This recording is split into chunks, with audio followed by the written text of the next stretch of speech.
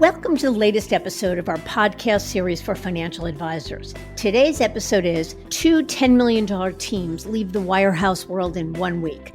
It's an industry update on advisor transitions with my partner, Lewis Diamond. I'm Mindy Diamond, and this is Mindy Diamond on Independence.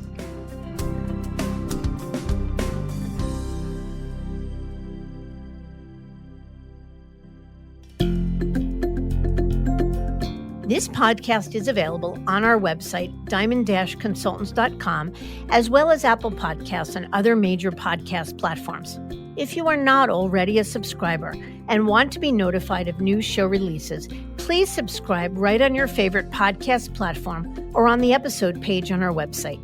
For Apple Podcast users, I'd be grateful if you'd give the show a review. Your input helps us to make the series better and alerts other advisors like you who may find the content to be relevant. And while you're at it, if you know others who are considering change or simply looking to learn more about the industry landscape, please feel free to share this episode or the series widely. In 2 consecutive weeks in February of this year, we facilitated the moves of 2 extraordinary Merrill teams, superstars producing more than $10 million each. So why is this so relevant that we opted to discuss it on the podcast? Because it's rare for any team at that production level to make a move, let alone from the same firm and within a week of each other. As we've shared many times and illustrated most recently in our transition report, advisor movement has changed over recent years, with plenty of factors driving that movement. But there are significant and often unique motivations that drive an individual advisor or team to consider change. So we thought it would make sense to discuss these moves in greater detail from our unique perspective, having served as their guides through the due diligence and transition process. I've asked my partner, Lewis Diamond, to join me. There's a lot to discuss, so let's get to it.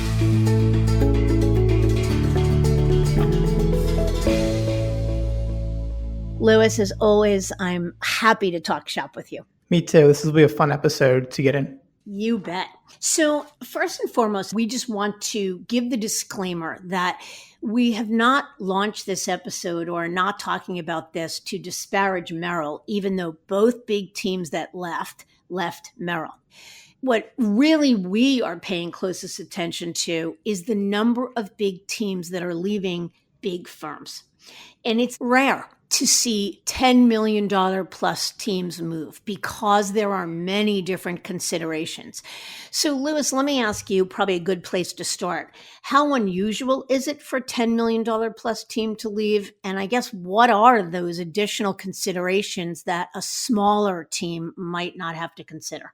Yeah, it's a good question. So in years past, there was only a handful of $10 million plus teams in the industry. Now, with the ways that advisors' businesses grow and compounding, there's certainly more than a small number of $10 million teams, but still those teams tend to be the most entrenched within a firm, and for good reason. They're extremely successful. They're usually growing faster than the industry norm. They kind of have the firm on lock. They know how to access resources. They get special treatment oftentimes, and they know how to do everything that they need to. And clearly, from a growth standpoint, there really isn't anything wrong.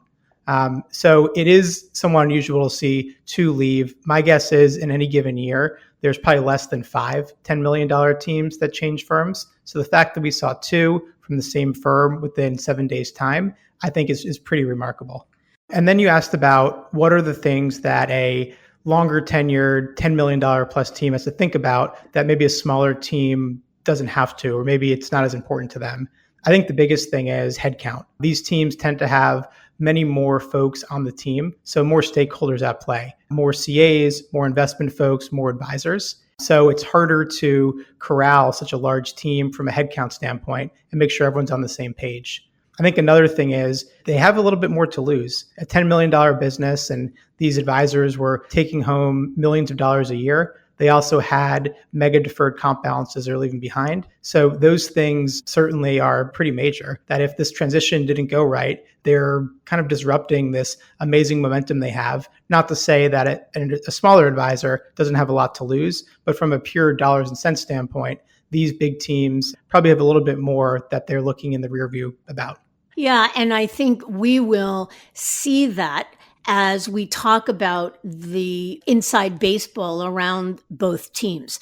Because what you will see, or what we will talk about, is the fact that both of these teams had come to the table, and the due diligence table, that is, earlier in their careers, and opted to stay put. That is also something that's typical of big teams, is that they usually don't just wake up one day and say it's time to move and then move. It's usually something they're sort of considering over time. Do you think that big teams think of their business more as a business than, say, a $2 million team might? And what I mean by that, just to clarify, is we talk a lot about how one of the things that's really changed in advisor mindset is advisors thinking about their business as a business, and the notion of how to maximize enterprise value at day's end. Do you think that's something that bigger teams think about?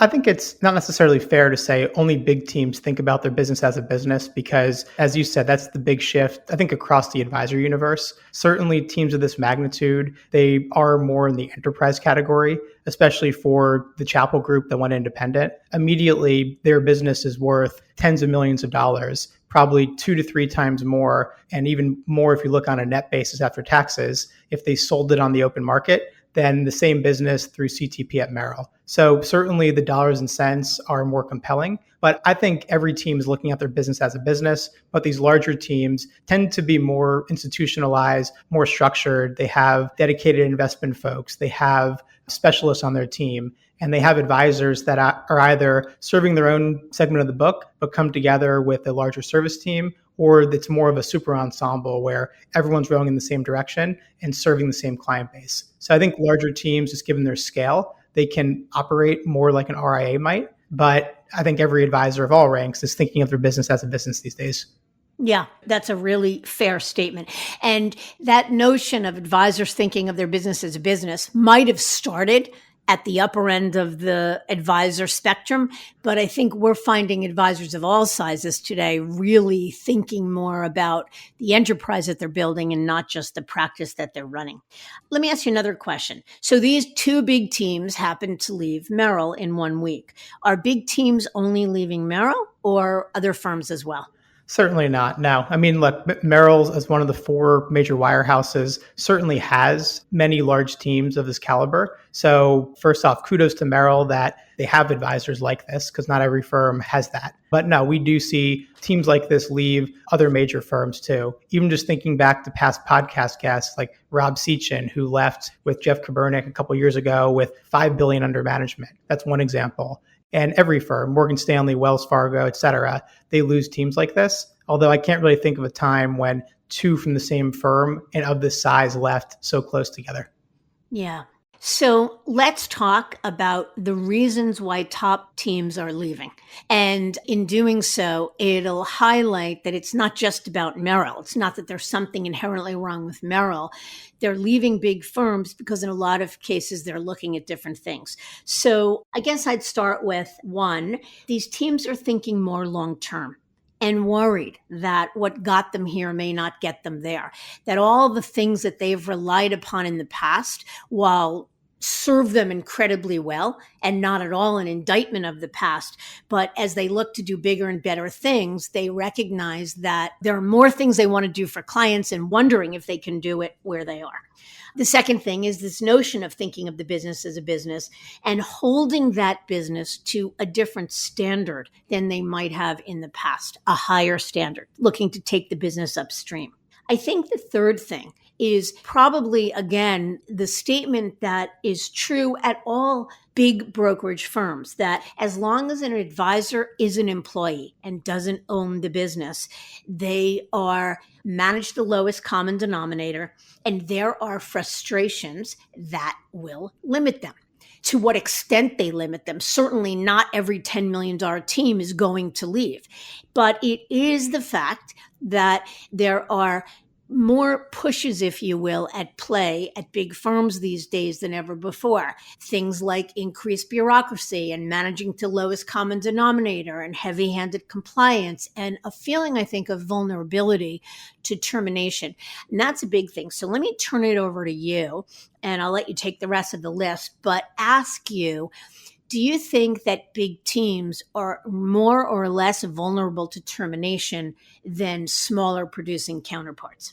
Yeah, it's a good question. I would say that, and this is probably new, larger teams are more vulnerable than smaller teams these days. It used to not be the case. We used to hear that if you're doing more than $1 million worth of production, you could really do whatever you wanted and your manager was going to have your back. And as long as it wasn't something criminal, you probably could avoid termination. Now, I mean, many of the terminations we see, it goes up and down the board as far as size, but we do see a handful of billion-dollar plus advisor teams get terminated every year. I think part of it is the firms believe if they terminate a larger team, they have a better chance of retaining those assets than they otherwise would. And obviously, there's more assets at play.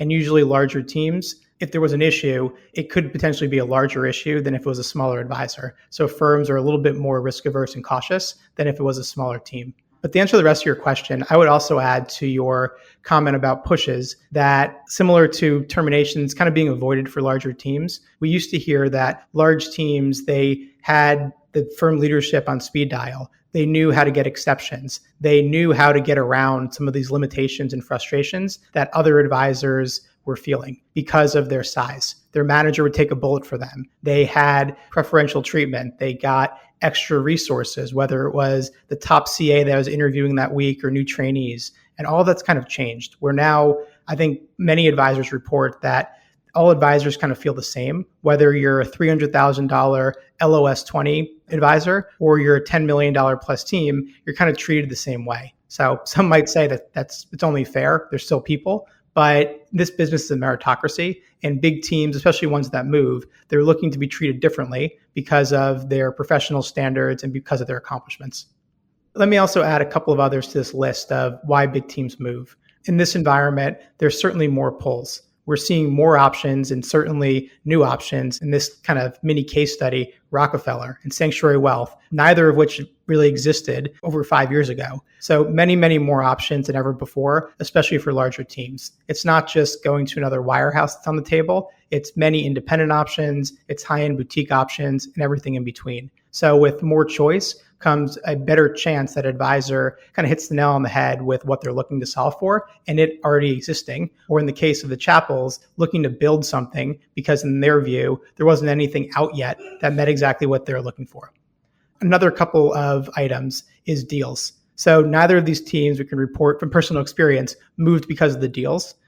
But still, for many large teams, valuations have gone up for practices, not just at the RIA M&A level, but also for moves in the traditional space. And bigger teams fetch higher multiples. And we have seen deals hit a high point. So a lot of folks are looking to capitalize on that, especially when we've seen a bit of a market rebound and we're not really sure what the next couple of months hold. So let's now pivot to where are top teams going. It's a hot concept. We certainly hit on it in our newly released transition report. But I'll ask you, Mindy, where are top teams going and how are they being compensated in order to do so? There is no one clear winner. That is for sure. That has played out when we talk about these two case studies. They've gone to two disparate, not only firms, but disparate sort of parts of the industry. And today, an advisor is as likely to move from one wirehouse to another as they are to go from one firm to a regional firm, from a wirehouse to an independent, to a regional firm to a regional firm. And we talk about it a lot in this advisor transition report that we've just recently launched. It talks about there are tombstones and all sorts of case studies about advisors that have moved. So we would refer you to that. But the thing about compensation is, as you mentioned, Lewis, the deals, no matter what corner of the industry an advisor is going to, are the biggest we've ever seen. 27 years ago, when I started the business on my bedroom floor, and I would call an advisor, their line to blow me off and get me off the phone was, call me when deals get to 100%. Now that's laughable, because today an advisor in the independent space can get 100%, and that's unheard of. But advisors in the traditional space, we're seeing deals today with a 4 handle, more than 400% of trailing 12 months production. Of course, that's not all up front, and every deal is structured individually and lots of caveats, but pretty crazy eye-popping numbers all over the place.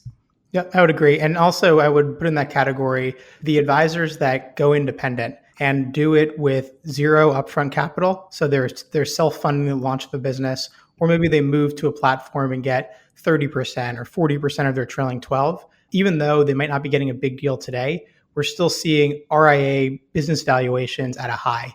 With the higher cost of capital for many private equity funds, so far we haven't seen that put a damper on RIA valuations. So aside from, we'll call it the short-term deals that one can get from moving from one big firm to another, or from a large firm to a boutique firm, on the independent side, the valuations when someone sells their practice are as robust as ever and really aren't seeing any signs of slowing down. So short-term orientation, medium-term or long-term, it's a really good time to be an advisor, especially one that's looking to hit the bid.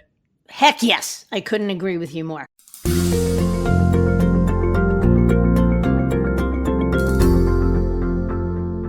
All right, so now let's talk about what I think a lot of people are tuning in for is let's talk about the inside baseball or the stories behind the two deals.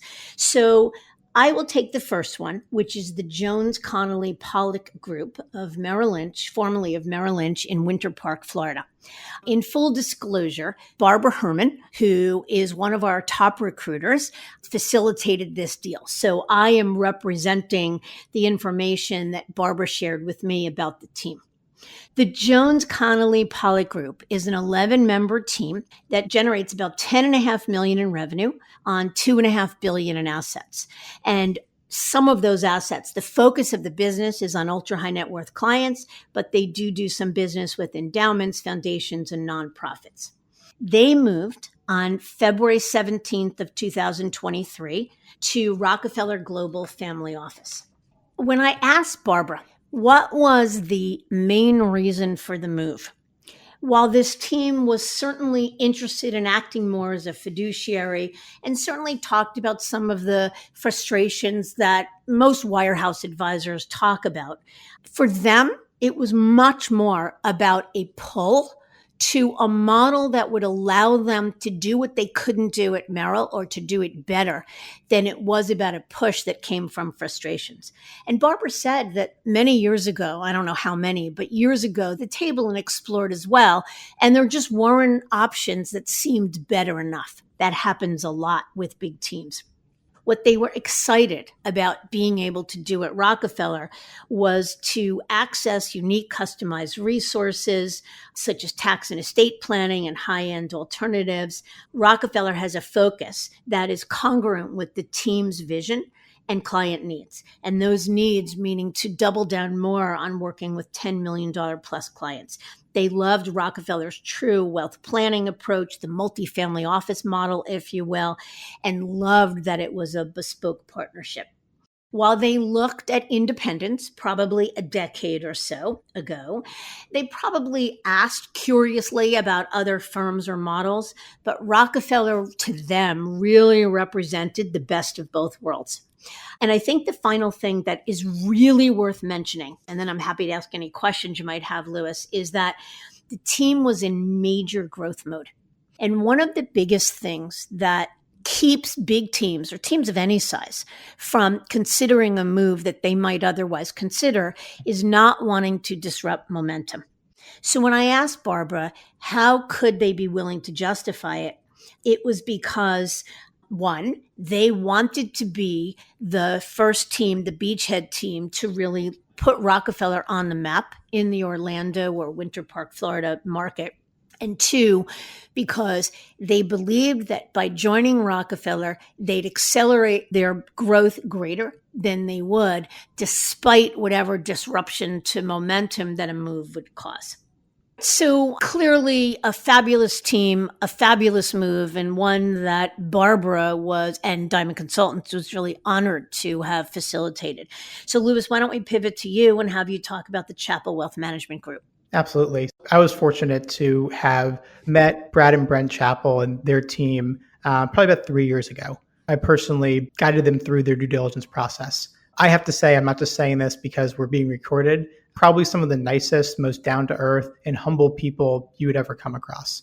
Vince Fertitta, who's the president of Sanctuary, I remember when I introduced Brad and Brent to him, he told me a parable about their father, Robert, who finished up CTP recently and has since retired, but how when he was training advisors in the field, he would talk to the people about being a Robert, or I think it was being a Mike or a Bob. And to him, Robert was the humble, very successful advisor who you can bump into in the coffee room and would never know he was a knockdown success. So to me, that says it all. It's humility and also a quiet confidence that I think that Robert instilled in his two sons. So these guys were in the Woodlands outside of Houston. They built the business to well over 10 million of annual production, about $1.5 billion in assets, serving the high net worth, not the ultra high net worth like Jones Connolly, but I would say the comfortable high net worth. And they really prided themselves on having a brand, the Chappell Wealth Management Group. And coincidentally, that's the name of their independent firm, which you don't always see, of being a real institution in the market, that people across the board knew the team, knew the legacy, et cetera. With this team, they certainly could have stayed at Merrill. That was always on the table. And that was really the plan B. It was we go independent and we find something that gives us the support and scaffolding and resources that we need, or we're just going to stay. And ultimately, obviously, they found something where they felt like their needs were met, but they would have been very comfortable staying at Merrill because it was just that comfortable. The tech was good. The platform was certainly good enough. They used all of the firm's CIO models, which was a very cost-efficient way to manage assets in a scalable way. So they got maximum value from the firm. The reason they even considered moving was to really create a legacy. So Robert had started this legacy at Merrill in the 80s, and then Brad and Brent took the baton a number of years later, and both of them are in their early 40s and really took the business to new levels. But they knew if they wanted to bring their kids into the business and their kids after that, that it wasn't going to be on a platform like Merrill. It had to be at a firm that they owned, where they could control every little decision, from the branding to the technology that they used, to the custodians that they offered, to investment solutions on the platform, to how they monetize their team members, to who they hired, to every little thing that the firm did. They really wanted to create this legacy. So to me, that was the big push. Of course, they had some frustrations with the one-size-fits-all marketing and bureaucracy and compliance, but this was much more about eye on the horizon rather than running away from something. With this team, they knew from the start if they moved, they were going to be independent. To them, anything else just wasn't going to move the needle enough. Certainly, a Rockefeller would have been very interested in them, and they saw the appeal, but they wanted to be 1099s. They wanted to own their own equity. So any wires were off the table, even though they knew how much money they could get.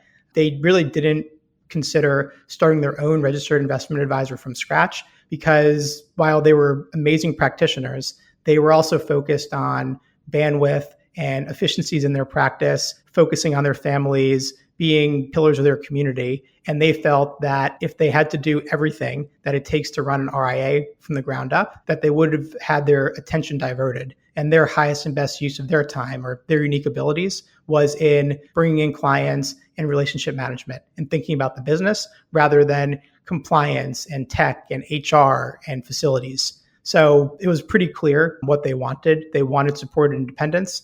And in this case, they had a decades-long relationship with Vince Fertitta from Sanctuary. He was always good to them, kind of brought them into the business. And it was honestly a match made in heaven. They were able to solve for some capital needs to extricate themselves from a CTP arrangement. They were able to have some seed capital to launch the business. And then most importantly, they thought that Sanctuary's model of support and independence gave them exactly what they needed to be successful. So I'll pause if there's any other questions to answer. But to me, this was a textbook case of a multi-generational team focused on the right things in the big picture. And they were clear-headed with what they wanted. And once they knew that they were going to go, nothing was standing in their way of executing on the plan. Yeah, and I forgot to mention when I talked about the Jones Connolly Pollock group that, like the Chapel Group.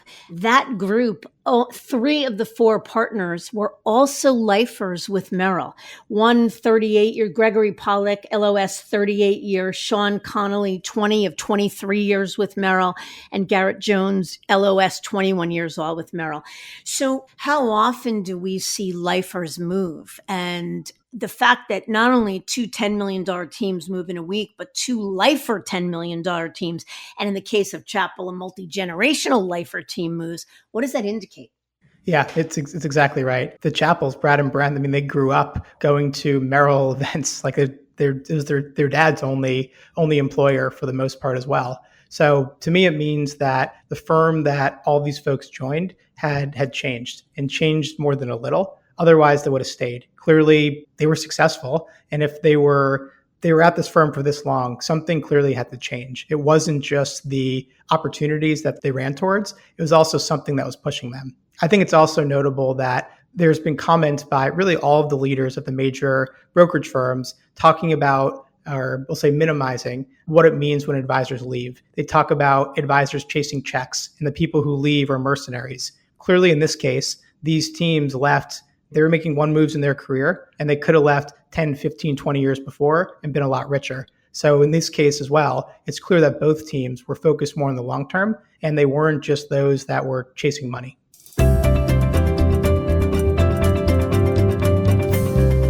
I think that just about does it, but I would be remiss not to circle back around and let's recap how these 2 case studies could be made relevant to advisors at any firm and for advisors with any size business. We highlighted these 2 moves because they were extraordinary teams that happened to move in similar time periods, and honestly had much commonality between them.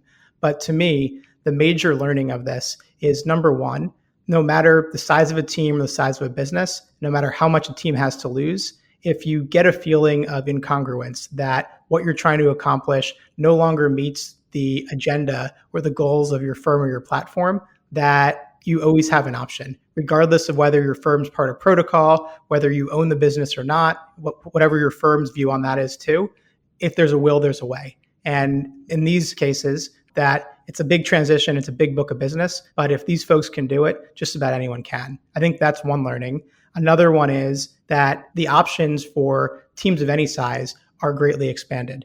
Again, we said this earlier, 5 years ago, these moves wouldn't have happened, or they would have happened to Morgan Stanley or to Raymond James or to Schwab. They wouldn't have happened to Sanctuary Wealth or to Rockefeller. So the industry keeps evolving. This is the deals we're talking about now. 5 years from now, it's probably completely new names. And it's a really exciting time for advisors. More options, biggest deals we've seen, and really, really good and sophisticated support for those looking to transition, whether to independence or in the employee world. Anything to add, Mindy? The only other thing I'd add, certainly well said, is the notion of how you justify disrupting growth, especially after a good year and advisors having some of their best years ever, even despite, volatile markets. It's hard to justify growth. And that often is the number one thing, as we said, that sort of gives a team pause. I'm doing well enough. Yeah, it may be imperfect here. Yeah, it may be interesting to go there. Yeah, there may be things I want to do elsewhere. But how do I justify disrupting the momentum? And the answer is maybe you don't. That's a personal decision and an inside job. If you talk to 10 teams, 5 will opt to say, good enough isn't enough, and I want more. And the other 5 will say good enough is more than good enough. I think probably the threshold question comes down to how long a runway you have.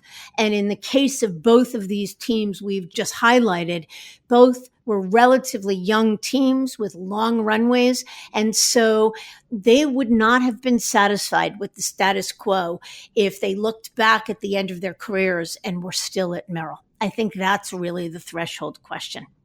Agreed. Louis, I love this conversation. I always love talking with you because I think it's a good spirited conversation, but I loved it because we have a lot of gratitude for the work that we do and the privilege of guiding these advisors. There's a lot of exciting things to talk about. It's certainly coincidental that these two moves happened within 7 days of each other. It's exciting. It's an exciting time to be an advisor, and we really feel privileged to be at the center of it. I do too. Thanks for having me.